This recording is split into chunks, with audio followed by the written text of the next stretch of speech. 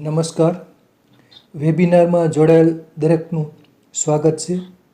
આજે ગિરનારી મંડળનો 710મો વેબિનાર છે. વક્તા છે જૂનાગઢના શ્રી દિનેશભાઈ બી ખાંટ સાહેબ, જેઓ આપણને સ્નાનના પ્રકારો, આરોગ્ય અને રસાયણોનો સંબંધ ભાગ 2માં સ્નાન વિશે અને વિશેષ માહિતી આપશે સ્નાન વિશે અને સ્નાન માટે જે જરૂરી પ્રસાધનો હોય એના વિશે. શ્રી દિનેશભાઈ બી ખાંટ સાહેબનો ટૂંકમાં પરિચય આ મુજબ છે. ખાંટ સાહેબે BSc રસાયણશાસ્ત્ર કેમિસ્ટ્રી સાથે કરેલ છે. ડિપ્લોમા યોગ એન્ડ નેચરોપેથી આયુર્વેદ કરેલ છે. તેમજ રિસર્ચ આસિસ્ટન્ટ તરીકે ગુજરાત આયુર્વેદ યુનિવર્સિટી જામનગરમાં તેમને સર્વિસ આપેલ છે. 1980થી 1985 સુધી વિવિધ પ્રકારની ઇન્ડસ્ટ્રીઝમાં એ કાર્યરત રહેલ. Oil industries, metal industries, food industries, agriculture industries. પછી 1985થી 2015 સુધી ગુજરાત આયુર્વેદ યુનિવર્સિટીમાં રિસર્ચ આસિસ્ટન્ટ તરીકે તેઓ જોડાયેલ. એમણે અને MD, PhD, D.Pharm, B.Pharm, M.Pharmમાં ટીચિંગ, પ્રેક્ટિકલ અને થીસિસ માટે જે મટીરિયલ હોય એનું એનાલિસિસ કરેલ છે. ફાર્માકોપિયા બનાવવામાં પણ એમણે મદદરૂપ થયેલ છે. 2004થી 2019 સુધી નેસ્લેમાં કોફી માટે ચિકોરી અને મગફળીના સંશોધન માટે પણ એમણે ટેકનિકલ સલાહકાર તરીકે કાર્ય કરેલ છે. નિવૃત્તિ પછી પણ તેમણે સ્વાસ્થ્ય માટે માર્ગદર્શન આપતા રહેલ છે અને વિવિધ વેબિનારમાં તેમણે વક્તવ્ય આપેલ છે અને ગિરનારી મંડળમાં 50થી વધુ વખત એમણે વેબિનારમાં વક્તવ્ય આપેલ છે. તો શ્રી દિનેશભાઈ બી ખાંટ સાહેબને વિનંતી કે તેઓ પોતાનું વક્તવ્ય હવે શરૂ કરી શકે છે. નમસ્કાર સાહેબ. જય ધન્વંતરી.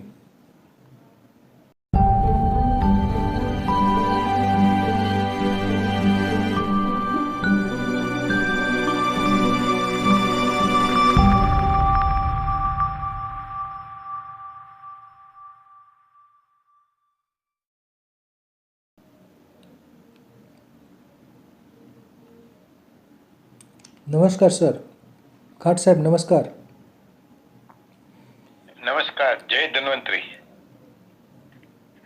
પરમ કૃપાળુ પરમાત્મા માતૃદેવો ભવ, પિતૃદેવો ભવ ને પ્રણામ, ગુરુદેવો ભવ ને પ્રણામ તથા ગિરનારી મંડળના સભ્યો તેમજ મિત્રો અને સહઅધ્યાયીઓને નમસ્કાર.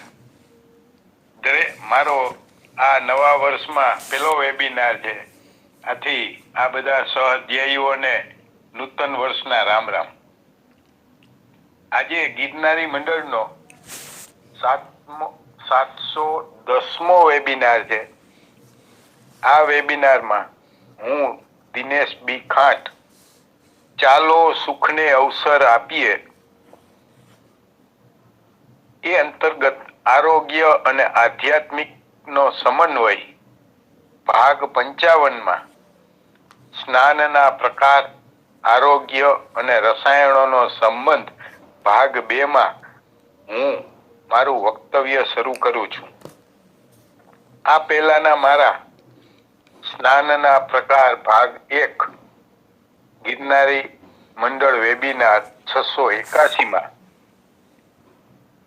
આપણા સ્થૂળ શરીર, સૂક્ષ્મ શરીર માટે સ્નાનનો મહત્વ, સ્નાનનો અર્થ, સ્નાનના પ્રકાર, જેમાં આશરે 40 પ્રકારના સ્નાન અને વેદ, શ્રીમદ ભાગવત ગીતા તથા અન્ય શાસ્ત્રોના વર્ણન પ્રમાણે તેનું આધ્યાત્મિક મહત્વ તથા જુદી જુદી નદીઓના તળાવો સમુદ્રોના પાણીમાં રહેલા રસાયણો વિશે વિગતવાર ચર્ચા કરેલ. સ્નાન કરતી વખતે મંત્રોનું મહત્વ તથા સૂર્ય સ્નાન કરવાથી તેના કિરણોમાં રહેલ જુદા જુદા રંગની આપણા શરીર ઉપર થતી અસર અને તેનાથી આરોગ્ય જળવાય તેની ઉપયોગિતા વિશે ખૂબ જ ઊંડાણપૂર્વક ચર્ચા કરેલ. આજે આપણે સ્નાન કરતી વખતે ઉપયોગમાં લેવાતા જુદા જુદા સાબુ, શેમ્પૂનો દરરોજ ઉપયોગ કરીએ છીએ. આ સાબુ અને શેમ્પૂ બનાવવામાં ઘણા બધા રસાયણો વાપરવામાં આવે છે.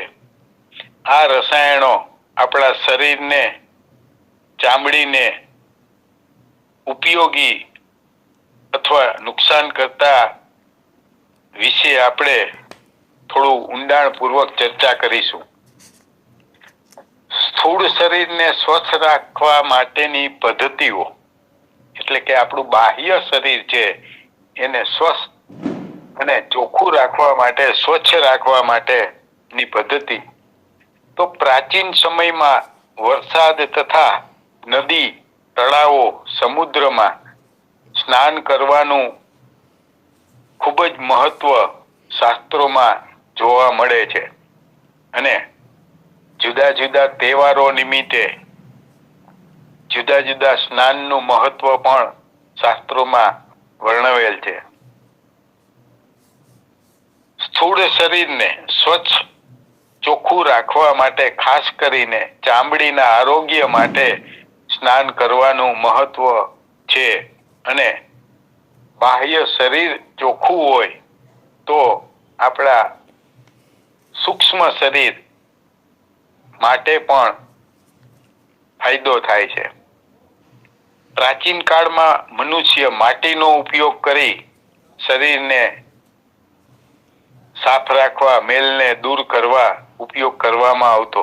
ત્યારબાદ જુદી જુદી વનસ્પતિના બીજનો પાવડર કરી તેને ઉકાળી તેના પ્રવાહીમાં વનસ્પતિના પંચાંગને બાળી તેની રાખ નાખી, એટલે કે આ ઉકાળેલા બીના પ્રવાહીમાંથી જે તેલ છૂટું પડે એમાં રાખ નાખી અને સૌ પ્રથમ સાબુ બનાવવામાં આવે. ચામડીની સ્વચ્છતા માટે, આરોગ્ય માટે કેસુડાના ફૂલનું પાણી, લીમડાના પાનનું પાણી, હળદરનું પાણી વગેરેનો ઉપયોગ કરવામાં આવતો. આશરે 18મી સદીમાં ચૂનાના પથ્થરને બાળી તેમાં દરિયાઈ મીઠું ભેળવી સોડા જેવો પદાર્થ બનાવી નાહવા માટે સ્નાનમાં ઉપયોગ કરવામાં આવતો. આશરે 19મી સદીમાં રાસાયણિક પદ્ધતિનો ઉપયોગ કરી ધોવાનો સોડા કૃત્રિમ રસાયણ બનાવવામાં આવેલ. આ દરમિયાન વનસ્પતિના બીજનું તેલ કાઢી તેમાં મુલતાની માટી, સોડા, મીઠું નાખીને સાબુ બનાવવામાં આવતો અને આ સાબુ વિકસિત દેશોમાં સ્નાન કરવા માટે તથા કપડાં ધોવામાં ઉપયોગ કરવામાં આવતો.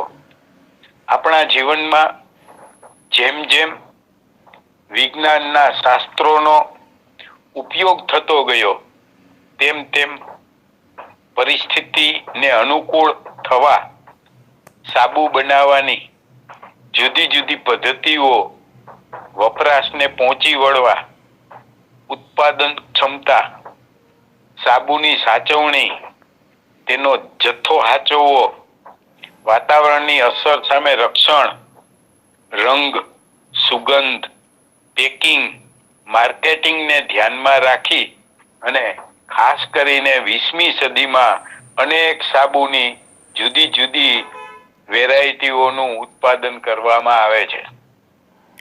સાબુની મૂળ રાસાયણિક પ્રક્રિયામાં વપરાતા રસાયણો અને તેના પ્રકારો. ઓઇલી સાબુ. ખાદ્ય તેલ અને અખાદ્ય તેલ જેમ કે મગફળી, કપાસિયા, સોયાબીન, રાઈ, મવડો, એરંડ, લીંબોળીનું તેલ, તરબૂચના બીનું તેલ જેવા અનેક તેલો માંથી સાબુ બનાવવામાં આવતો હતો અને આવે પણ છે. જેમાં આ બધા તેલ છે ખાદ્ય અને અખાદ્ય, એમાં કોસ્ટિક સોડા નાખી એટલે કે સોડિયમ હાઇડ્રોક્સાઇડ નાખવા અને કોસ્ટિક પોટાશ એટલે પોટેશિયમ હાઇડ્રોક્સાઇડ નાખી અને તેનું સેપોનિફિકેશનની પ્રક્રિયા કરી સાબુ બનાવવામાં આવતો હતો અને આજે પણ આવે છે. કોસ્ટિક પોટાશ વાપરવા માટે સ્નાન કરવાના સાબુમાં ઉપયોગ કરવામાં આવે અને કોસ્ટિક સોડા છે એ કપડા ધોવાના સાબુમાં વાપરવામાં આવે છે. કારણ કે કોસ્ટિક પોટાશનો ઉપયોગ કરવામાં આવે તો તે સાબુ કોસ્ટિક સોડા કરતા થોડો સ્મૂધ હોય છે. આ બંને સાબુનો ઉપયોગ કરવાથી ચામડીને નુકસાન થતું નથી. ત્યાર પછી ડિટર્જન્ટ સાબુ અને પાવડર. ક્ષારયુક્ત પાણીમાં આ ઓઇલી સાબુની અસર ઓછી જોવા મળે અને ઓછા ફીણ દેખાય. તેને ધ્યાનમાં રાખી ડિટર્જન્ટ સાબુ અને ડિટર્જન્ટ પાવડરનો ઉપયોગ કરવામાં આવે છે અને તેનું કૃત્રિમ રસાયણોથી બનાવવામાં આવે છે. ડિટર્જન્ટ સાબુ કૃત્રિમ રસાયણો જેમ કે benzene sulphonic acid, alkaline hydrogen sulphate, carboxylic acid, ammonium chloride, sodium sulphate જેવા રસાયણોમાંથી બનાવવામાં આવે છે.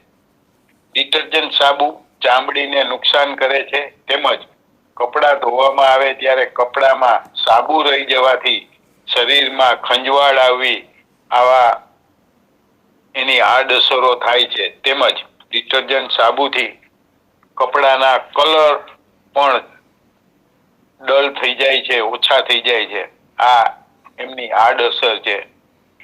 ત્યાર પછી લિક્વિડ સોપ અને શેમ્પૂ ના સંશોધન થયા. લિક્વિડ સોપ ડિટર્જન્ટને બદલે ઉપયોગિતાને ધ્યાનમાં રાખી બનાવવામાં આવે છે. શરીર કે કપડામાં દેખીતી રીતે સાબુના અવશેષો દેખાતા નથી અને જુદા જુદા રંગ, જુદી જુદી સુગંધ, જુદી જુદી વેરાયટીઓ બને છે, પરંતુ ચામડી અને કપડામાં શોષણ વધારે થાય છે અને વધારે નુકસાન આ લિક્વિડ સોપ અથવા શેમ્પૂ કરે છે. લિક્વિડ સાબુમાં કૃત્રિમ રસાયણો કોકામીડોપ્રોપીલ બીટેન જે CAPB, methyl chloroisothiazolinone CMIT, citric acid, sodium chloride, sodium benzoic acid, sodium laureth sulphate તેમજ કૃત્રિમ રંગ, કૃત્રિમ સુગંધ, sodium butyl sulphate, foaming agent, chemical સેપોનિનનો ઉપયોગ, ડાયમિથાઇલ બ્યુટેન, સ્નિગ્ધતા એટલે કે એની ઘટતા વધારવાના રસાયણો, સખત પાણી એટલે કે હાર્ડ વોટર માટે ચિલેટિંગ એજન્ટ, EDTA, જુદા જુદા preservative, alkaline polyglycoside, phenoxyethanol, ethylene glycol, hydroxypropyl, methyl cellulose, potassium sorbate, nitrosol, urea, sodium thiosulphate, carbon carboxy methyl cellulose, sulphuric acid જેવા અનેક કૃત્રિમ રસાયણોનો ઉપયોગ લિક્વિડ સોપ અને શેમ્પૂમાં કરવામાં આવે છે. આવા 40 થી 50 જાતના આશરે લિક્વિડ સોપમાં કૃત્રિમ રસાયણો વાપરવામાં આવે છે. અને આ જુદા જુદા કૃત્રિમ રસાયણોના જુદા જુદા પ્રમાણમાં જુદા જુદા લિક્વિડ સોપ બનાવવામાં આવે છે. જેમ કે લોન્ડ્રી લિક્વિડ સોપ કપડાને ધોવા માટે, ડીશ લિક્વિડ સોપ વાસણ ધોવા માટે, બ્લીચ લિક્વિડ સોપ કપડા, લાદી, બાથરૂમ, પ્લાસ્ટિક વગેરેમાં ડાઘ કાઢવા માટે, તેમજ કાચ, લાકડું, દિવાલ, વાહનો ધોવા માટે, હેન્ડ સેનેટાઇઝ લિક્વિડ સોપ હાથ ધોવા માટે, જંતુનાશક લિક્વિડ સોપ લાદીમાં પોતા કરવા માટે, મૃદુ પાણી એટલે કે સોફ્ટ વોટર માટેનો લિક્વિડ સોપ, સખત પાણી છારયુક્ત હાર્ડ વોટર માટેનું લિક્વિડ સોપ, જુદી જુદી સુગંધના લિક્વિડ સોપ, સામાન્ય સ્નાન કરવા માટે શેમ્પૂ એટલે કે લિક્વિડ સોપ, વાળ ધોવા માટે સ્પેશિયલ, વાળમાં ખોળા માટે સ્પેશિયલ લિક્વિડ સોપ શેમ્પૂ, ફૂગનાશક લિક્વિડ સોપ, ટોયલેટ સોપ એટલે કે બાથરૂમ, ગેંડી વગેરેમાં, transparent liquid soap, dry liquid soap એટલે કે સૂકી ચામડી હોય તો એનું શેમ્પૂ અલગ, મોઇશ્ચરાઇઝ લિક્વિડ સોપ એટલે જેની તેલી ચામડી હોય એના માટે થઈને liquid soap, natural liquid soap, herbal liquid soap અથવા શેમ્પૂ, ક્યુરલ લિક્વિડ સોપ એટલે કે વાળને વાકડિયા બનાવે, હેર ફોલ લિક્વિડ સોપ ખરતા વાળ માટેનું લિક્વિડ સોપ એટલે કે શેમ્પૂ, સલ્ફેટેડ લિક્વિડ સોપ એટલે કે sodium laureth sulphate 3 liquid soap, chelating liquid soap hard water માટે, ઓઇલી હેર લિક્વિડ સોપ તેલી વાળ હોય તો તેના માટેનું શેમ્પૂ અલગ, સ્મૂધ હેર લિક્વિડ સોપ વાળને સુવાળા બનાવવા માટેનું શેમ્પૂ અલગ, મેડિકેટેડ લિક્વિડ સોપ શેમ્પૂ ચામડીના રોગો માટે, organic liquid soap shampoo, hydrating liquid soap એટલે તમારી ચામડીને મોઇશ્ચરાઇઝ રાખે, સિલિકોન ફ્રી લિક્વિડ સોપ કે જેમાં સોડિયમ સિલિકેટ ન હોય, baby and child liquid soap બાળકો માટે સ્પેશિયલ, મેન લિક્વિડ સોપ પુરુષ માટેનું અલગ shampoo, sea moss liquid soap દરિયાઈ શેવાળ જેવા વાળના ગુચ્છા બનાવે એવા માટેનો એક શેમ્પૂ, કન્ડિશનર લિક્વિડ સોપ માથાને મગજને ઠંડક આપે એવો લિક્વિડ સોપ ને શેમ્પૂ, પ્રોટીન યુક્ત લિક્વિડ સોપ, વિટામિન જુદા જુદા વિટામિન યુક્ત લિક્વિડ સોપ. આમ જુદી જુદા ઉપયોગિતાને ધ્યાનમાં રાખી અને આવી જુદી જુદી બ્રાન્ડના લિક્વિડ સોપ એટલે શેમ્પૂઓ બજારમાં મળે છે. સ્નાન કરવાના એટલે કે નાહવા માટે અન્ય સાબુના પ્રકારો. નિયમિત સ્નાન કરવાના ઉપયોગમાં લેવાતા સાબુ, ઓર્ગેનિક સાબુ, હર્બલ સાબુ, ડિટર્જન્ટ સાબુ, કપડા ધોવાનો સાબુ, ડેન્ડ્રફ એટલે કે વાળમાં ખોડો હોય તો એનો સાબુ, ખરતા વાળનો સાબુ, લીમડાનો સાબુ, કરંજનો સાબુ, ગ્લિસરીનનો સાબુ,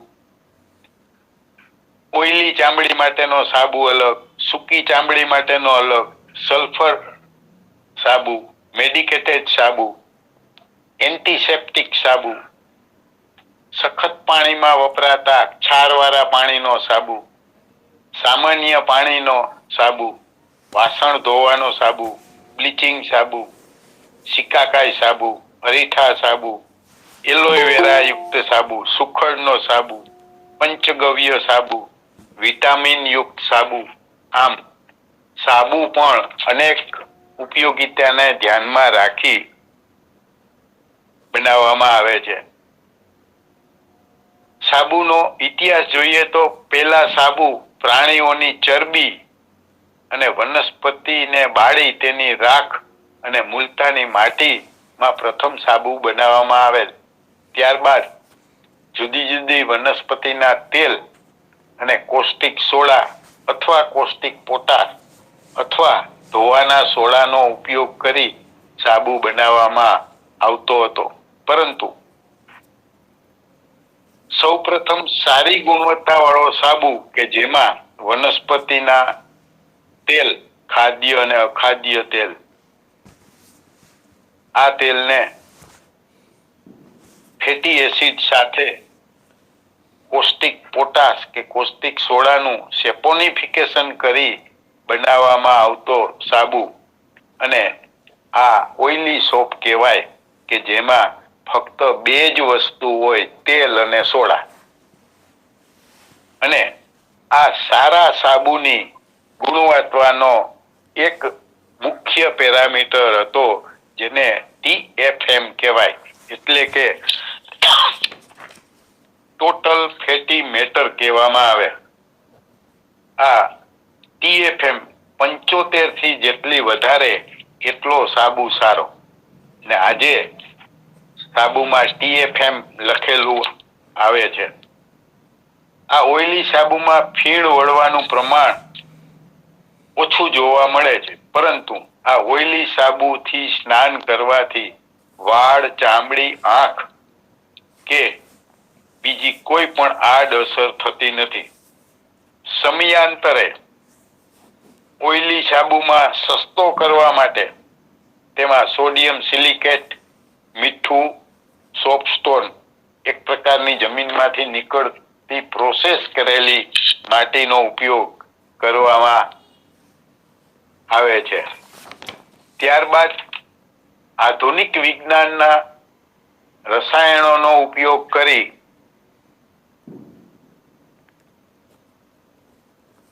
ક્ષારયુક્ત પાણીમાં ફીણ દેખાય એટલે સારો દેખાવ કરવા ડિટર્જન્ટ એટલે કે કૃત્રિમ રસાયણોમાંથી સાબુ બનાવવાની પદ્ધતિની શોધ થઈ.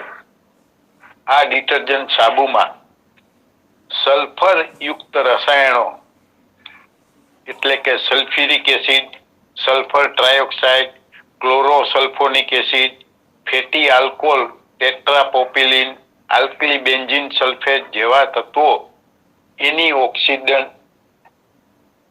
એનિઓનિક ડિટર્જન્ટ તેમજ ઇથિલિન ઓક્સાઇડ, પ્રોપિલિન ઓક્સાઇડ, કાર્બનિક એમાઇન, નોનિયોનિક ડિટર્જન્ટ જેવા અનેક નુકસાન કરતા કૃત્રિમ રસાયણો માંથી ડિટર્જન્ટ પાવડર અને ડિટર્જન્ટ સાબુ બનાવવામાં આવે છે. આ રસાયણોમાંથી બનાવવામાં આવેલ સાબુ સીધી રીતે અથવા આડકતરી રીતે આપને ઝેરી અસર કરે છે. જેમ કે કપડાં ધોવામાં આવે અને 100% સાબુ રિમૂવ કરવો મુશ્કેલ બને છે, કારણ કે કેમિકલ છે પાણીમાંથી દૂર કરવા અનેક ગણું પાણી વાપરીએ છતાં પણ એ કેમિકલને હિસાબે કપડામાં ચોંટી જાય છે અને આપણે જ્યારે પહેરીએ છીએ ત્યારે પસીનો વળે છે, ત્યારે ચામડીને નુકસાન કરે છે. તેવી જ રીતે વાસણો ધોવાના સાબુ ડિટર્જન્ટ આવે છે, એને અનેક વાર પાણીને ધોવા પછી પણ એ રિમૂવ કરવા મુશ્કેલ છે અને એ આડકતરી રીતે પણ નુકસાન કરે છે. હાલમાં વપરાતા સ્નાન કરવાના સાબુના રસાયણો આપણે આગળ ચર્ચા કરી તે પ્રમાણે જુદા જુદા શેમ્પૂ અને સાબુના જુદા જુદા ઉપયોગ પ્રમાણે, નામ પ્રમાણે, જેમ કે ખરતા વાળને સ્મૂધ રાખવા, ખોડો દૂર કરવો, સૂકી ચામડી માટે, તેલી ચામડી માટે, આવા જુદા જુદા વિટામિન યુક્ત સાબુ, જુદા જુદા રંગ, જુદા જુદા જુદી જુદી સુગંધો, આકર્ષક પેકિંગ અને જાહેરાતોથી વિવિધતા જોવા મળે છે, પરંતુ આ બધા જ સાબુમાં ખૂબ જ ઝેરી રસાયણથી બનાવવામાં આવે છે. એટલે કે સાબુમાં અનેક કૃત્રિમ રસાયણો નાખવામાં આવે છે અને એ આપણને નુકસાન કરે છે અને સીધી રીતે આપણે એને ઓળખી ન શકીએ. એટલે ઘણા બધા કેમિકલ છે એને કોડ નંબરથી પેકિંગ ઉપર છાપવામાં આવે છે, જેથી કરીને આપણે ભણેલ માણસો પણ સહેલાઈથી એને સમજી ન શકીએ. સ્નાન કરવાના સાબુમાં વપરાતા રસાયણો અને તેની આડઅસરો, જેમ કે Cl45100 ઘણા બધા સાબુની અંદર એના પેકિંગમાં ઇન્ગ્રેડિયન્ટ લખેલું હોય, ત્યાં આવું લખેલું હોય છે Cl45100. આ રસાયણ કૃત્રિમ રસાયણ છે, જેને ડાઇઇથાઇલ એમિનો ફિનોલ અથવા 4-મિલ બેન્ઝીન સલ્ફોનિક એસિડ જેવા રસાયણોમાંથી બનાવવામાં આવે છે. આ રસાયણ શેમ્પૂ, સાબુ, કોસ્મેટિક, નેલ પોલિશ, લિપસ્ટિક જેવી વસ્તુઓમાં રંગ માટે બનાવવામાં આવે છે અને આ રસાયણ ચામડીમાં ખંજવાળ ઉત્પન્ન કરે છે, બળતરા કરે છે, આંખમાં બળતરા થાય છે. આંખના રોગોની એલર્જી ઉત્પન્ન કરનાર આ આડઅસર ન થાય એ ખૂબ જ આપણે સમજવું જરૂરી છે. તેવી જ રીતે Cl11680 આ પીળા રંગની વસ્તુઓ માટે રંગ તરીકે ઉપયોગ કરવામાં આવે છે, જેમાં નાઇટ્રોપેરાટોલ્યુઆઇકિન એસિટો અને એસિટેનિક જેવા રસાયણમાંથી બનાવવામાં આવે છે. આ રસાયણ કેન્સર, એલર્જી, ઇમ્યુનોટોક્સિસિટી જેવી આડઅસરો થાય છે. PEG પોલીઇથિલિન ગ્લાયકોલ આ પણ કેમિકલ રંગ માટે વપરાય છે. આમાં લૌરિક એસિડ હોય છે. આ લૌરિક એસિડ ગર્ભાશય, સ્તનનું કેન્સર, લ્યુકોમિયા, મગજના કેન્સર, ચામડી, આંખમાં બળતરા, ખંજવાળ આવવી, ચામડીમાં નાની નાની ફોડલીઓ થવી, આવી આડઅસરો થાય છે.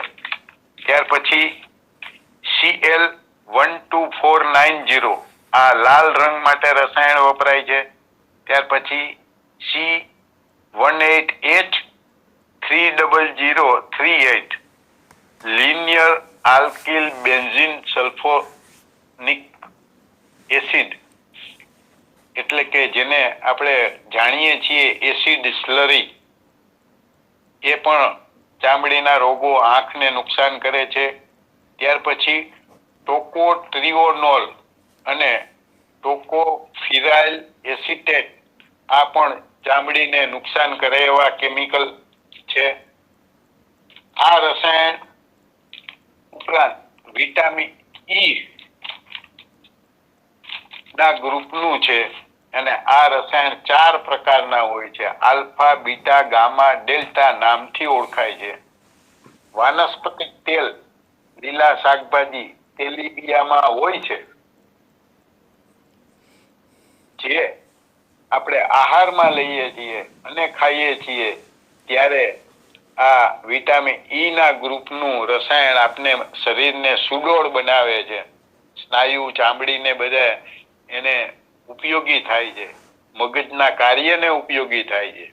પરંતુ કેમિકલ, કૃત્રિમ અને કુદરતીમાં ફરક એટલો છે કે જે આપણે લીલા શાકભાજી, તેલીબિયામાંથી વિટામિન ઈ ના ગ્રુપનું રસાયણ કુદરતી રીતે છે, ઉપયોગી છે, પણ એ ઉપયોગિતાની જાહેરાત કરીને સાબુમાં કૃત્રિમ રસાયણ નાખવામાં આવે છે અને આ કૃત્રિમ રસાયણ જે સાબુમાં કે શેમ્પૂમાં આવે છે તે ખૂબ જ નુકસાન કરતા છે.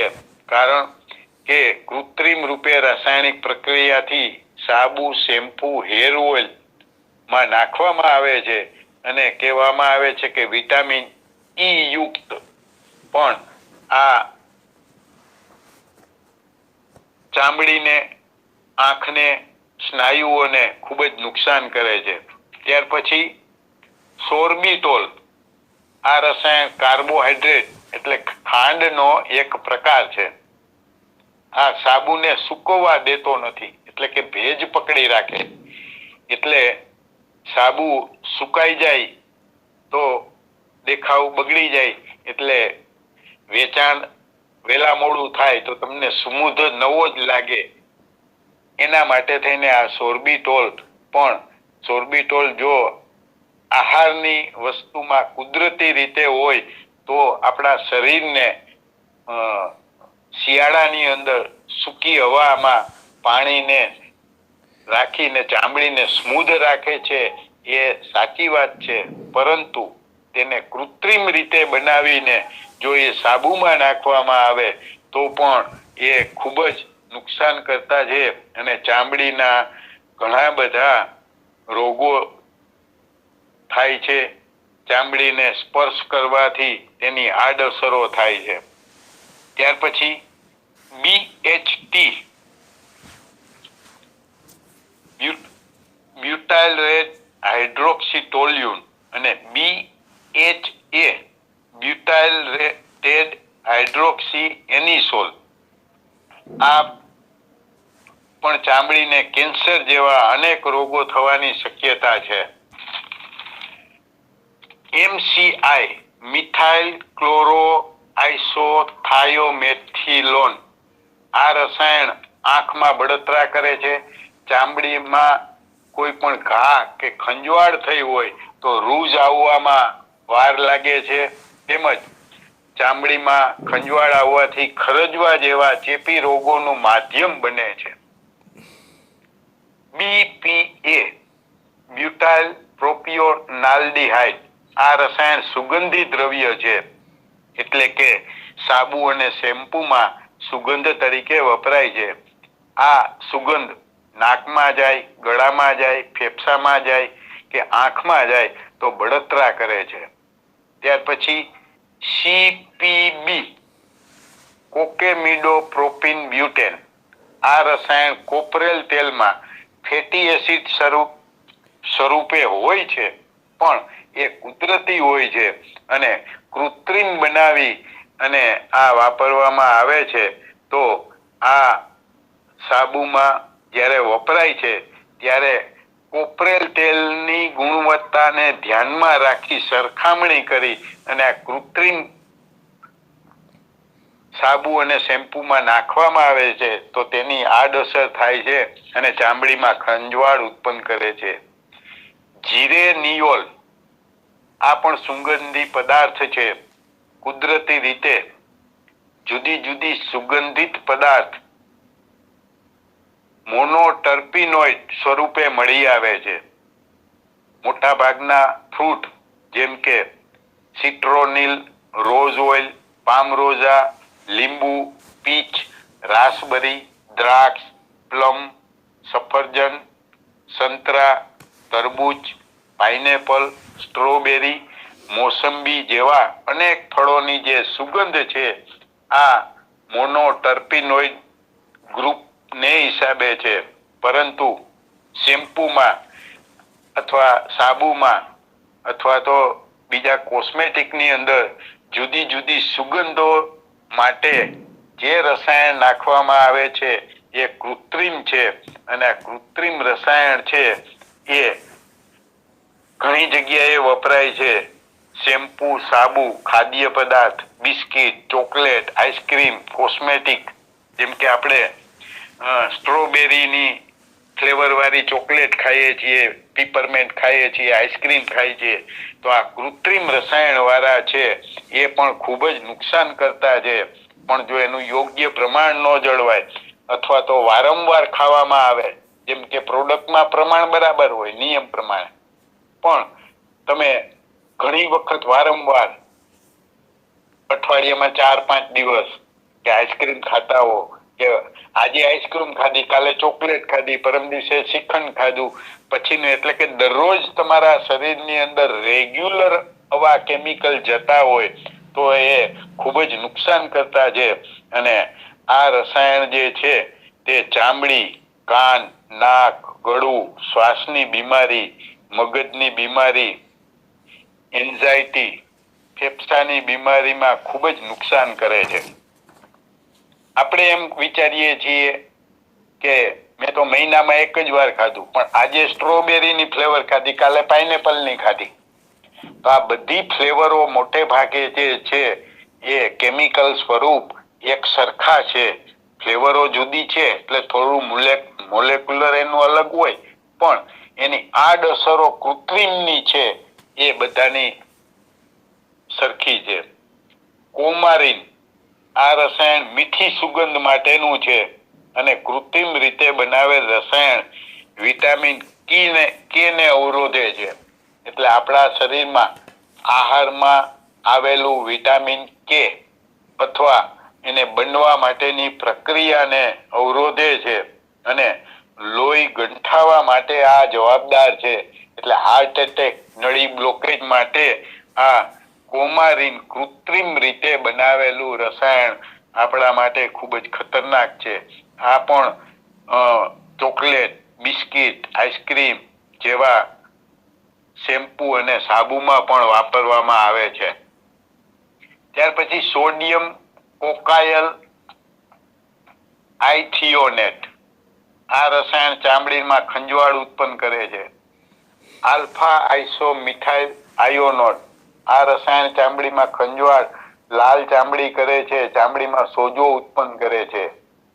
હેક્ઝીસિનામલ આ રસાયણ ચામડીમાં એલર્જી ઉત્પન્ન કરે છે, આંખમાં ખંજવાળ આવવાની એલર્જી ઉત્પન્ન કરી આંખના રોગો ઉત્પન્ન કરે છે. આમ ડિટર્જન્ટ પાવડર, ડિટર્જન્ટ સાબુ, શેમ્પુ, નાવાનો સાબુ બજારમાં સેંકડો વિવિધ વેરાયટી મળે છે. મોટા ભાગના સાબુમાં 10 થી લઈને 30-40 પ્રકારના કૃત્રિમ રસાયણો વાપરવામાં આવે છે. ઘણા બધા સાબુમાં 25 કરતા રસાયણો વધારે જોવામાં મળેલ છે અને ઘણા બધા સાબુની અંદર 15, 20, 18, 30, 35 પ્રકારના આવા નુકસાન કરતા કેમિકલો છે. શેમ્પુ કે સાબુ અથવા તો કોસ્મેટિક બનાવતી દરેક કંપની પોતાની પ્રોડક્ટમાં ઉપયોગમાં લીધેલ રસાયણો પેકિંગ ઉપર છાપીને આપને જાણ કરવામાં આવે છે, પરંતુ આપણે ભણેલા માણસો તેને વાંચીને તેનું ઉપયોગિતા જોઈને આપણે એનો સદુપયોગ કરતા નથી.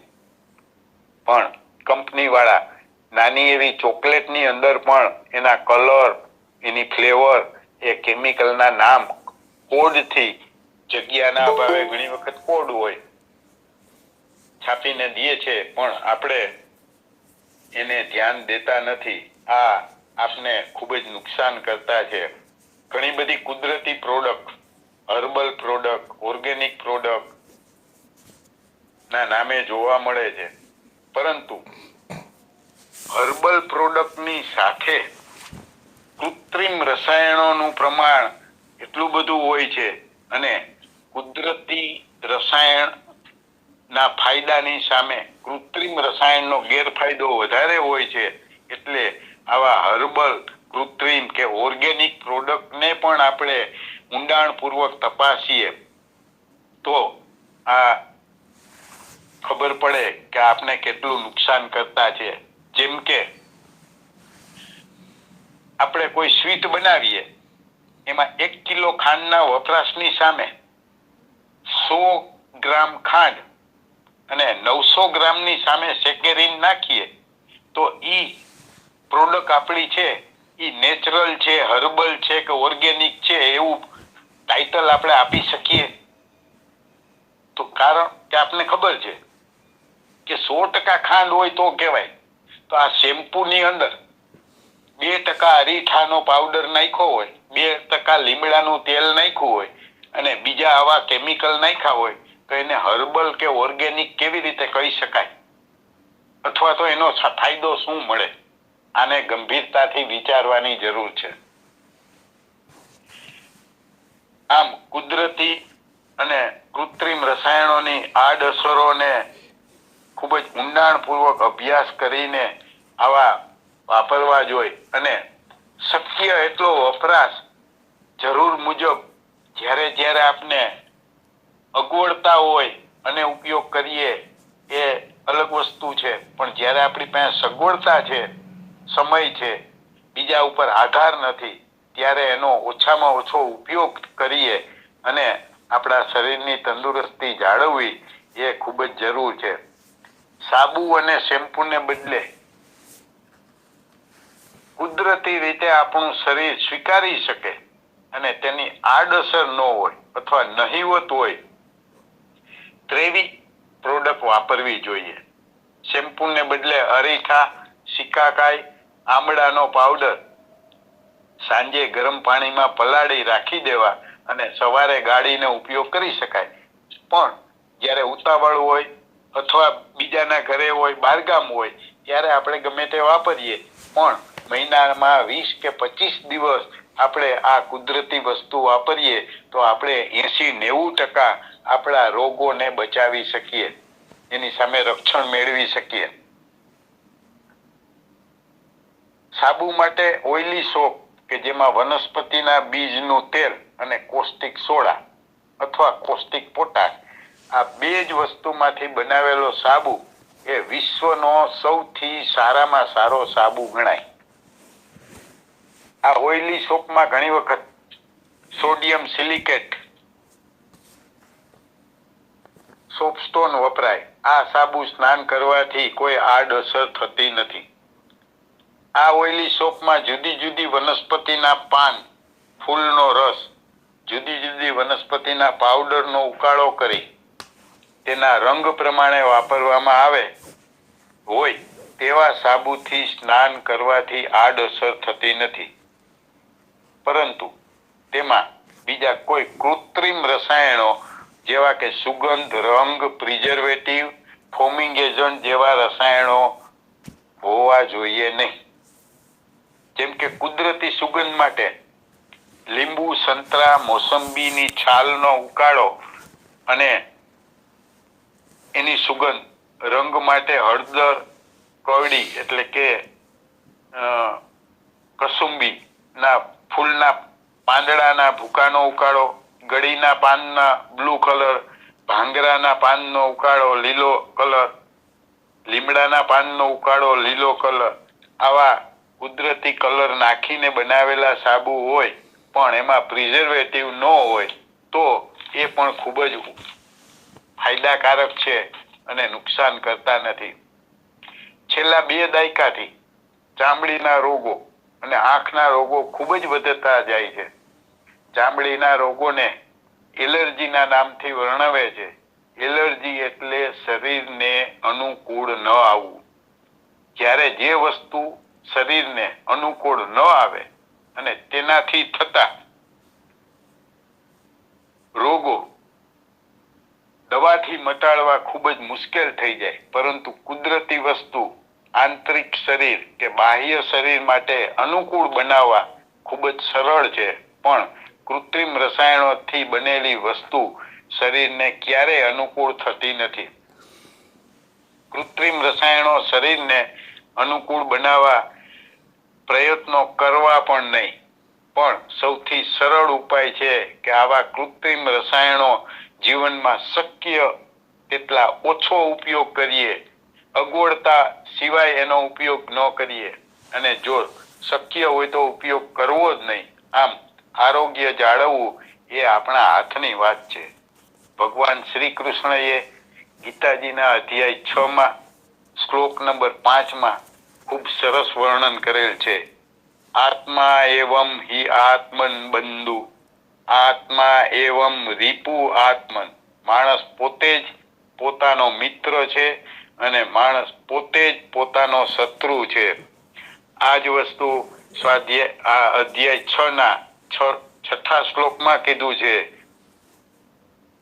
આત્મા એ એવમ શત્રુત્વે વર્તેત, જેમાં માણસ મન ઇન્દ્રિયો સહિત શરીર માટે મોહ માયા કામ ક્રોધ ઉપર કાબુ મેળવતો નથી અને જ્ઞાન પ્રાપ્ત કરતો નથી, તેને આરોગ્ય પ્રાપ્ત થતું નથી. એટલે માણસ પોતે જ પોતાનો શત્રુ કે દુશ્મન છે. આ આજના વેબિનારમાં વિષય પ્રમાણે દેખીતી રીતે મોહ માયા, ભૌતિક આકર્ષણ, રંગ, સુગંધ, શોખ માટે મોંઘા જુદા જુદા શેમ્પૂ, સાબુનો ઉપયોગ કરી માણસ પોતે જ પોતાનું આરોગ્ય બગાડે છે અને બીમાર થવાથી દવાખાનામાં પોતાનો ખર્ચ કરે છે. આ બાબતે દરેકે ગંભીરતાથી વિચારવું જોઈએ અને સુખી થવા માટે અપનાવવું જોઈએ. હું અહીં મારા વક્તવ્યને વિરામ આપું છું. ફરી મળતા રહેશું. સર્વે સુખીન સંતુ, સર્વે સંતુ નિરામ. જય ધન્વંતરી. જય ધન્વંતરી. ખૂબ ખૂબ આભાર શ્રી દિનેશભાઈ બી ખાટ સાહેબનો, જેમણે આજે સ્નાનના પ્રકારમાં જે સ્નાન માટે વપરાતા સાબુ, શેમ્પૂ અને હર્બલ પ્રોડક્ટ વિશે બધી વિસ્તૃત માહિતી, રસાયણો સહિત માહિતી આપી. ખૂબ ખૂબ આભાર. હવે શ્રી જિજ્ઞેશભાઈ રાવળ સાહેબને વિનંતી કે 2 શબ્દો કહે વક્તવ્ય વિશે. શ્રી જિજ્ઞેશભાઈ રાવળ સાહેબ. જય ધન્વંતરી સાહેબ. ખાટ સાહેબે બહુ સરસ માહિતી પીરસી છે.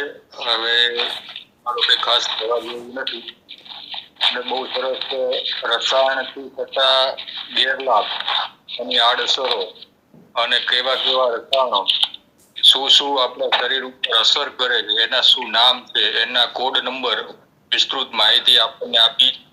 સર્વજન સુધી સીધી સાદી સરળ ભાષામાં સમજાય એવી સરસ માહિતી પ્રદાન કરી છે. ખાસ વસ્તુ એ કહેવાની કે જે એમણે ઉલ્લેખ કર્યો કે ભાઈ એસિડ, આલ્ફા ઓલિપિન એસિડ જે વપરાય છે એઓએસ ને બધું, તો એમાં લેપ્સા, લિનિયર આલ્કાઇન ઓલિફિન સલ્ફેટ, લેપ્સા કહેવાય છે. એ જ્યારે સપોનિફિકેશન માટે યુઝ થાય એ ફોર્મિંગ એજન્ટ છે અને થોડા ઘણા મેલ દૂર કરે છે. બેન્ઝીન ગ્રુપનું સલ્ફોનેટ સ્વરૂપ છે. એને એસિડિક છે એટલે ન્યુટ્રલ કરવા ત્યારે કોસ્ટિક વપરાય છે. જ્યારે એની pH 7 આવે પછી એ સાબુ માટે યોગ્ય માનવામાં આવે છે. એટલે જે બી કંપની લેપ્સા વાપરે છે એને ન્યુટ્રલ કરવા એને કોસ્ટિક કમ્પલસરી વાપરવું જ પડે, નહીતર એ એસિડિક સોપ બને અને સ્કિન પર દાહક અસર કરે. સાહેબે બહુ સરસ સમજાવ્યું છે.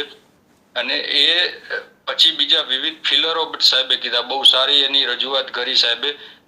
હાલમાં અત્યારે તો મોટે ભાગે બધી કંપની, ઇવન ગ્લિસરીન સોપ બનાવતી કંપનીઓ જે ગ્લિસરીન સોપ બનાવે છે એ પણ આ બધા હાનિકારક કેમિકલ્સ વાપરતા જ હોય છે, પણ એ કોડનેમ થી લખતા હોય છે. અને મોટા મોટી એક ખૂબી અથવા ખામી જે જોઈએ કે આપણે કોઈ પણ વ્યક્તિ જ્યારે સાબુ કે કોઈ પણ પ્રોડક્ટ લઈએ તો એની અંદર લખેલા ઇન્ગ્રેડિયન્ટ્સ ક્યારે વાંચતા નથી. વાંચીએ તો મોટું વાંચીએ, કોડ નંબર થી લખેલી વસ્તુ વાંચતા નથી. એટલે કદાચ કોઈ વાંચીએ તો આપણને ખબર નથી હોતો અને એ કોડ નંબર શું કહેવા માંગે છે કોઈએ ક્યાંય તપાસ નથી કરી, સર્ચ નથી કરતા. તો એ બધું સર્ચ કરવું જોઈએ. જે સાહેબે આજ કીધું દરેક વ્યક્તિ એને ફરીથી રિપીટ આખો આ વેબિનાર સાંભળવો જરૂરી છે. અને જે આયુર્વેદિક સાબુ હવે જે બજારમાં મળે છે એ વધારે યુઝ કરવા. લીમડાનો સાબુ છે, પ્યોર ગ્લિસરીનનો સાબુ છે કે ચરબીયુક્ત સાબુ છે કે જે સ્કિન ઇફેક્ટ બહુ ઓછી નહિવત કરે છે, જેનાથી આપણે ખાસા બધા રોગથી દૂર રહી શકીએ છીએ અને ઘણી બધી તકલીફોથી આપણે બચી શકીએ છીએ. સાહેબનો ખૂબ ખૂબ આભાર. ધન્યવાદ. સરસ માહિતી આપી. ખૂબ ખૂબ આભાર શ્રી જિજ્ઞેશભાઈ રાવળ સાહેબ. હવે અત્યારે તો આધુનિક રીતે વિવિધ પ્રકારના સાબુ અને શેમ્પૂ ને એ બધું મળે છે. અગાઉ જ્યારે સાબુ શેમ્પૂ કે એવું નહોતું ત્યારે એ શંખજીરું જેને સોપ સ્ટોન પણ કહેવામાં આવે છે, તો એનો શંખજીરુંના પથરા માટી એક પ્રકારની આવે છે અને એ લીસી હોય છે, એટલે એ પણ વાપરતા. આમ તો ટેલ્કમ પાવડર બનાવવા માટે શંખજીરું વાપરે છે, પણ અગાઉ આનો ઉપયોગ થતો હતો શંખજીરુંનો નાહવા માટે. રાખ પણ ઘણા ચોળીને નાહતા હતા અગાઉ. ભૂતોડો એટલે કે એક પ્રકારનું બેન્ટોનાઇટ, તો એ પણ એક પ્રકારની માટી છે, એ પણ વાપરતા. મુલતાની માટી વાપરતા. કેટલાક લોકો છાણ ઘસીને પણ અગાઉ નાહતા હતા. એ પછી ધીમે ધીમે પછી અરીઠા અને સિકાકાઈ અને ઈંગોરીઓ જે વનસ્પતિમાં જે સેપોનિન હોય છે, અને સેપોનિન ધરાવતી વનસ્પતિ જેમ કે અરીઠાના ફળ, સિકાકાઈની ફળી અને ઈંગોરિયાના ફળ, તો એમાં સેપોનિન આવેલું હોય છે, એટલે એનું પાણી કરીએ એટલે ફીણ વળતા હોય છે. અને બાકી તો જે હર્બલ સોપ વિશે સરસ માહિતી આપી. નીમ સોપ છે, કરંજ સોપ છે, પછી કેસુડા, કડવો લીમડો, એલોવેરા સોપ, તો આ બધા સોપ વાપરી શકાય. અને બાકી તો જે નેચરલ વાપરવું હોય તો અરીઠાનો પલાળીને એનું પાણીથી વાળ ધોવાથી ફાયદો થઈ શકે છે. બાકી સિકાકાઈ સાબુ, અરીઠા સાબુ એ બધા તો આવતા જ હોય છે. તો સાબુ બનાવવા માટે તેલ, NaOH અને KOH અથવા KOH એ વાપરે છે, એટલે સેપોનિફિકેશન થાય છે. અને નેચરલ સેપોનિન ધરાવતા દ્રવ્યોમાં અરીઠા અને સિકાકાઈ તેમજ ઈંગોરીઓ આવે છે. બીજું જે સુગંધ માટે છે, તો સુગંધ માટે જીરાનિયોલની વાત કરી તો એ જીરાનિયમ છે, બાષ્પશીલ તેલ આવતું. રોઝમેરી છે, પામરોઝા છે, એમાં બાષ્પશીલ તેલ હોય, એટલે એ પણ એ સુગંધી સાબુ બનાવવા માટે વપરાતી હોય છે. એ બધી વનસ્પતિઓ જે બાષ્પશીલ તેલ ધરાવતી હોય, સુગંધ ધરાવતી વનસ્પતિઓ. તો સરસ રહ્યું વક્તવ્ય. અને ખાસ કરીને સાહેબે વાત કરી સાબુમાં ફીણ ઉત્પન્ન કરવા માટે એસિડ સ્લરી વપરાતી હોય છે. ફોમિંગ એજન્ટ તરીકે કેટલાક કેમિકલ વપરાતા હોય છે. ખાટ સાહેબ, એક પ્રશ્ન છે. બોલો સાહેબ. આ ચામડીના રોગ માટે ગરમ પાણીના જરામાં જે સલ્ફર ધરાવતું પાણી હોય છે, ગરમ પાણીનો જરા હોય છે ને, જેમ કે તુલસી શ્યામ ગુજરાતમાં ઘણી જગ્યાએ હોય છે, તો તુલસી શ્યામ છે. તુલસી શ્યામ ને એટલે ગુજરાતમાં ઘણા સ્થળો છે, લગભગ 10-12 સ્થળોએ લગભગ ગરમ પાણી નીકળતું હોય છે, ગરમ પાણીના જરા. તો એનાથી નાહવાથી શું ફાયદો થાય? એમાં લગભગ ગંધક આવતું હોય છે. લગભગ ચામડી રોગો માટે ગંધક ઉપયોગી હોય છે, સલ્ફર. એમાં છે ને સલ્ફર ડાયોક્સાઇડ હોય છે ગેસ સ્વરૂપે, અને એ પાણીની અંદર ઓગળેલો હોય છે. જ્યારે નાહીએ ત્યારે સલ્ફર સાબુ આપણે ખાસ કરીને પહેલાના જમાનામાં, હવે બહુ ઉપયોગ ઓછો છે કારણ કે એટલી બધી ઓઇન્ટમેન્ટ ને આવી ગઈ એટલે ઉપયોગ બહુ કરવાનો આવતો નથી. છતાં પણ અત્યારે મેડિકેટેડ સોપ બજારમાં ડોક્ટરો, સ્કિન સ્પેશિયાલિસ્ટ ઘણા બધા લખે છે, જેમાં નિયો, સલ્ફર ને આ બધા સાબુઓ કેમિકલ વાળા આવે છે.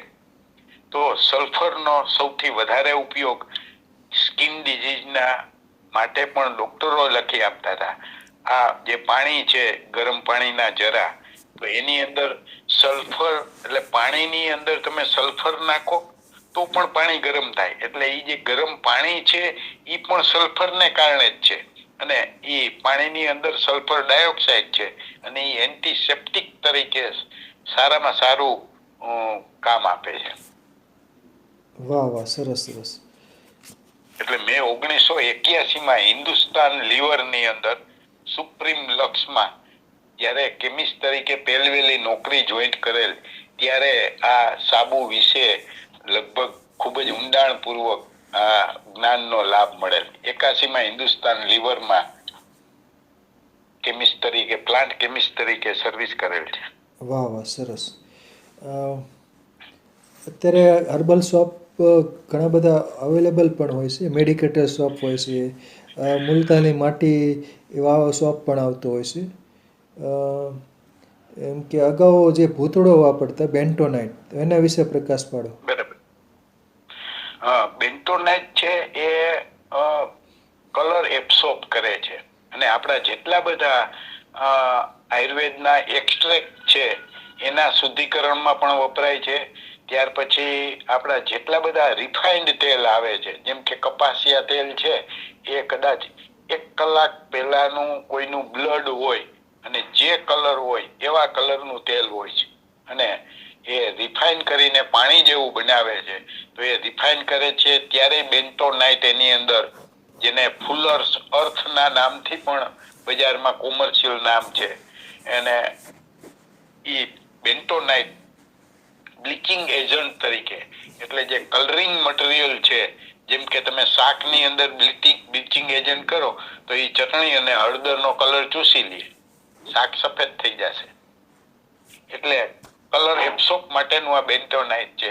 તો આપણા શરીરની અંદર જે આપણા બધા છિદ્રો છે અને એમાંથી જે પસીનો નીકળતો હોય અને ત્યારે બહારના રજકરણો, તેલી કઈ તત્વો હોય વાતાવરણમાં, તો ઈ તમે નાવ તો એમને કાઢવાને બદલે આ બેન્ટોનાઇટ છે ઈ એબ્સોર્બ કરે તો પાણીની સાથે એ નીકળી અને ચામડીને ચોખ્ખી કરે છે.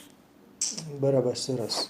બીજું આ ગ્લિસરીન સોપ વિશે થોડીક માહિતી આપો. ગ્લિસરીન સોપ લોકો શિયાળામાં વાપરતા હોય છે, જ્યારે શિયાળામાં શું છે, ત્વચા એકદમ સૂકી થઈ જતી હોય છે, ત્યારે કેટલાક લોકો ગ્લિસરીન સોપ વાપરતા હોય છે. એના વિશે માહિતી એટલે આપો. મેં જે વાત કરી ને કે ભાઈ ઓઇલી સોપ, એટલે કોઈ પણ તેલની અંદર તમે કોસ્ટિક સોડા નાખો તો એમાં જે ફેટી એસિડ છે એની સાથે રિએક્શન કરે અને આ તેલ ઉપરનો મારો જ્યારે વેબિનાર હતો ત્યારે પણ આ રિએક્શન ની વાત કરી હતી. આજે ફરીથી આપણે કરીએ તો કોઈ પણ તેલ છે એમાં ફિક્સ એસિડ અને ફ્રી એસિડ હોય. ફ્રી એસિડ હોય એને FFA, ફ્રી ફેટી એસિડ કહેવાય.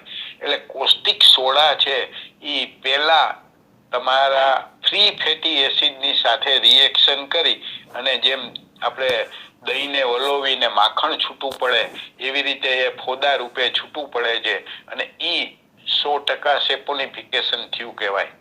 હવે જે ફિક્સ ફેટી એસિડ છે એ ગ્લિસરીન સ્વરૂપે હોય છે અને એ જુદા આવે છે. તો જ્યારે સાબુ બનાવે છે ત્યારે જે તેલની અંદર સૌથી વધારે ફ્રી ફેટી એસિડ હોય, એટલે કે જે તેલ સૌથી વધારે ખોરું હોય, ઈ તેલની અંદર ફ્રી ફેટી એસિડ વધારે હોય ની ખોરાશ છે પણ ઈ ફ્રી ફેટી એસિડ ને હિસાબે જ છે. એટલે જ આપણા ખાદ્ય તેલ છે એની અંદર FFA નું પ્રમાણ નોટ મોર ધેન 1%, 1% થી વધારે હોવું ન જોઈએ. જો 1% થી વધારે હોય તો એને રિફાઇન કરી અને બિલો 1% FFA મેન્ટેન કરવાનું એ આપણા ઓઇલ એન્ડ ફેટ મિનિસ્ટ્રી અને આપણી કેન્દ્ર સરકારના નીતિ નિયમો સાયન્ટિસ્ટ લેવલના છે. તો જ્યારે ગ્લિસરીન છૂટું પડે છે, હવે જે વાત આવી કે ગ્લિસરીન છે એ ચિકાસ સ્નિગ્ધતા છે અને એને ફરીથી અલગ કરી ગ્લિસરીનને અને એમાંથી સાબુ બનાવવામાં આવે તો ઈ આપણે પિયર્સ ને જે તે સાબુ આવે છે ગ્લિસરીન સોપ ઈ બને છે.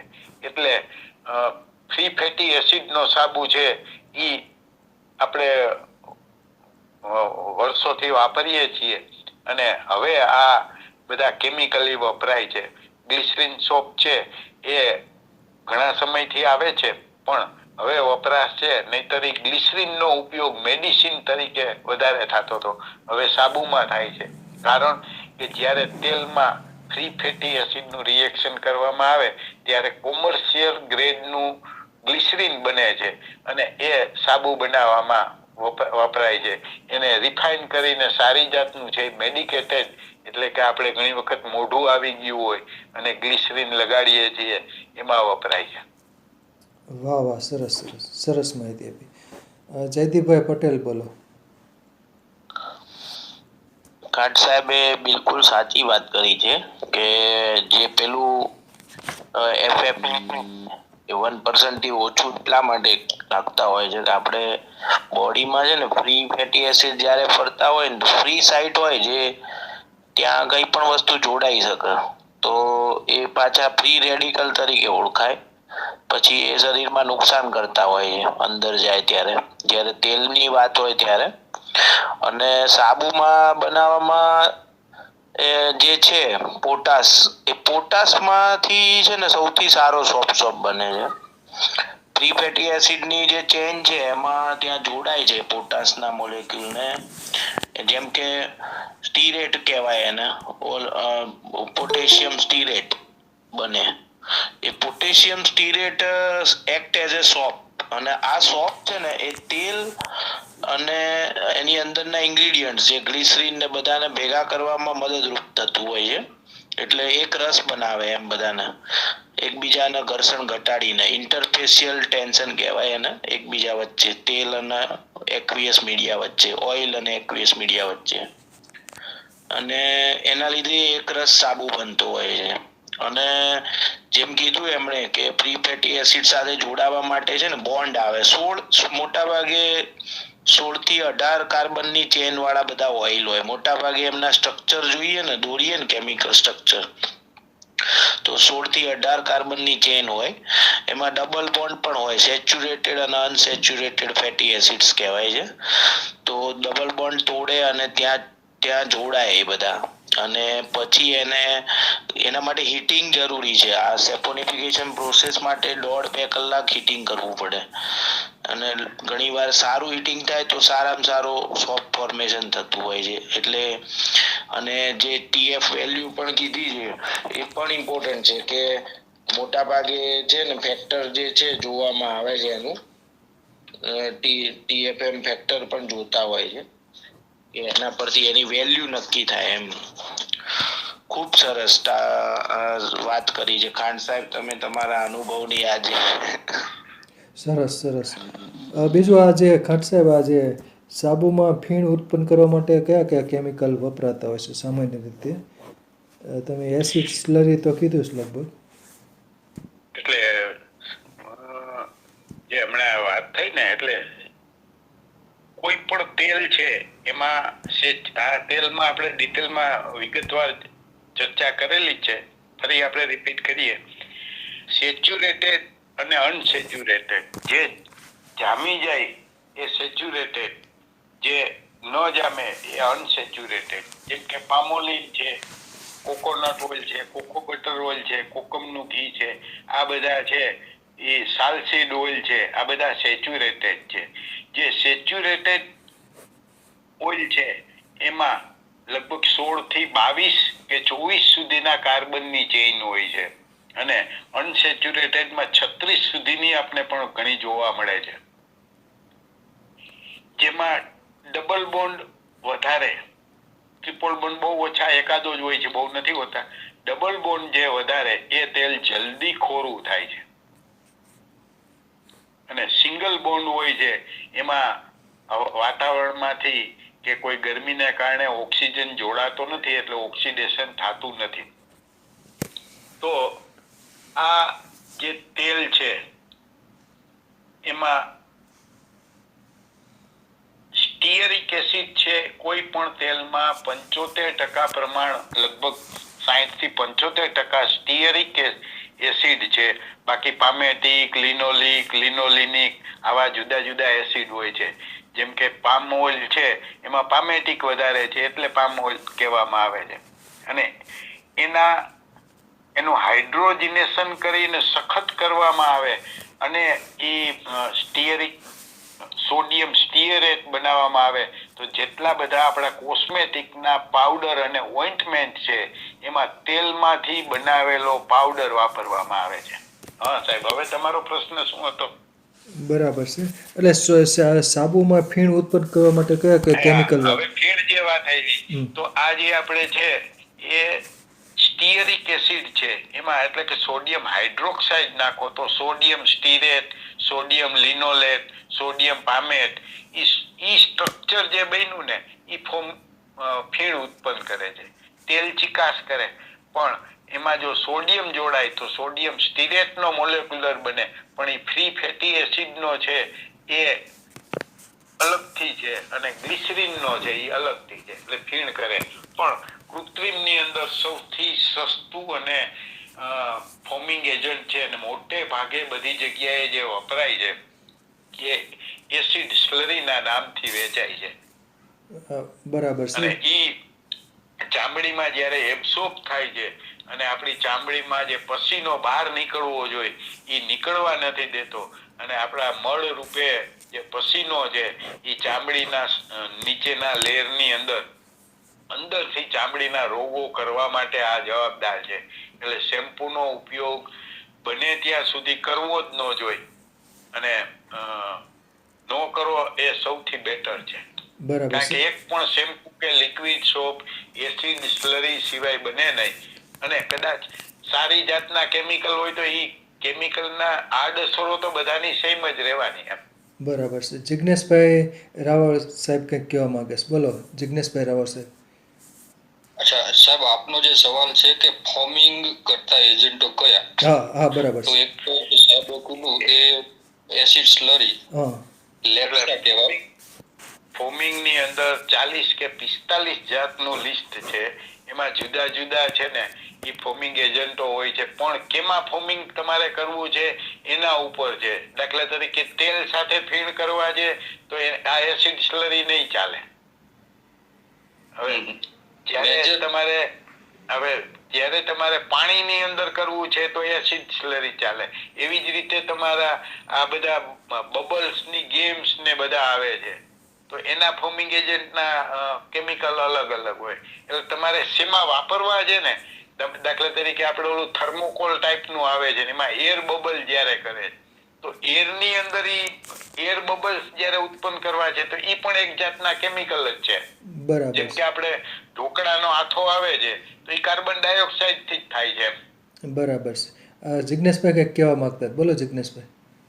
હા, એટલે સાહેબે કીધું બહુ સારી વાત છે, એમને ડીપલી સમજાયું. પણ મેજોરિટી અત્યારે હાલમાં જે વપરાય છે ફોમિંગ એજન્ટ એ લેપ્સા છે, મોસ્ટ ઓફ ડિટર્જન્ટમાં વપરાય છે, જેને કોસ્ટિક થી ન્યુટ્રલ કરવાનું, અને એ ફોમિંગ એજન્ટ છે. એવી રીતે SLES સોડિયમ લોરેટ ઇથાઇલ સલ્ફેટ એ શેમ્પૂમાં અને હેન્ડવોશ જે લિક્વિડ બને એમાં વપરાય છે. SLES બે ફોર્મમાં આવે, લિક્વિડ ફોર્મમાં આવે એટલે સેમી લિક્વિડ સ્લરી ઘી ટાઈપનું લાગે, એટલે ઘી થી થોડું પતલું હોય, અને SLES પાવડર પણ આવે ડ્રાય એકદમ, એને ડ્રાયરમાં ડ્રાય કરે એટલે પાવડર થઈ જાય. થિકનર તરીકે વપરાય. દાખલા તરીકે આપણે જેલ બનાવી હોય અને ફોમિંગ એજન્ટ જેલ ટાઈપનો તમારે લિક્વિડ સોપ બનાવવો હોય કે જે ઢોળાય ને ઈઝીલી અને જાડો કરવો હોય તો થિકનર ફોમિંગ એજન્ટ બેયનું કામ કરે. હા, અને સાબુમાં એક બીજું વપરાય છે AOS આલ્ફા ઓલિફિન સલ્ફેટ. એ લેપ્સા ટાઈપનું જ છે, પણ લેપ્સામાં શું છે ડાર્ક બ્રાઉન કલર છે, અને AOS છે એ સ્કીની ટાઈપ કલર છે, એટલે રાખોડી આછો રાખોડી કલર છે, સેજ ટ્રાન્સપરન્સી છે એમાં. અને આપણે જે ઘીનો નીચેનો ભાગ હોય, ઘીના 2 લેયર થાય તો નીચેનું જે હોય ને એ ટાઈપનું હોય, પણ આમાં ચિકાસનું પ્રમાણ વધારે હોય છે. અને